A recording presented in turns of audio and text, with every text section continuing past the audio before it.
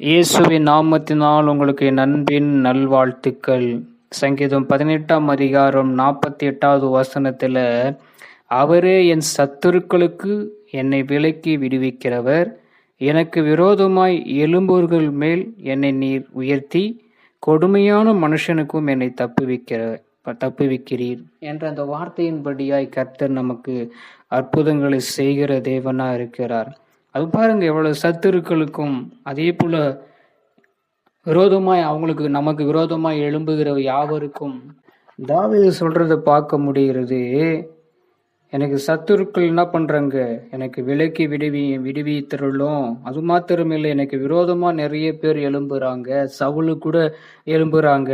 அப்படி எழும்புகள் மேல என்ன பண்ணுங்க, அவங்க மேல என்னை உயர்த்தி என்னை நீங்க என்ன பண்ணுங்க, கொடுமையான மனுஷனுக்கு என்னை தப்புவீங்கன்னு சொல்லி இங்க அழகா தாவீது சொல்றத பார்க்க முடிகிறது. சங்கீதத்துல பார்க்கப்படும் பொழுது தாவீது எப்படியெல்லாம் ஒரு போராடி கொண்டிருக்கிற இந்த வேத வசனம் அழகா சொல்கிறதை பார்க்க முடிகிறது.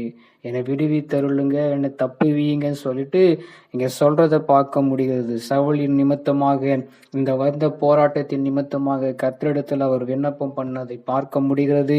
நம்முடைய வாழ்க்கையில கூட இன்னைக்கு எத்தனையோ பேர் எழும்பலாம், பலசாலிகளா இருந்து எழுப்பி கொண்டிருக்கலாம், சும்மாவே நம்மளை பேசி நம்ம மனசை துன்புறுத்தி கொண்டிருக்கலாம். கர்த்தர் நம்மோடு கொடுந்து அவங்களிருந்து கையிலிருந்து விடுவித்து அவங்க கண் முன்னாடி நம்ம தலையை உயர்த்தி அந்த இடத்துல கர்த்தர் நம்மளை தப்புவிக்க வல்லவரா இருக்கிறார். இந்த வார்த்தை வசனங்களை நீங்க விசுவாசிங்க. ஆமென்.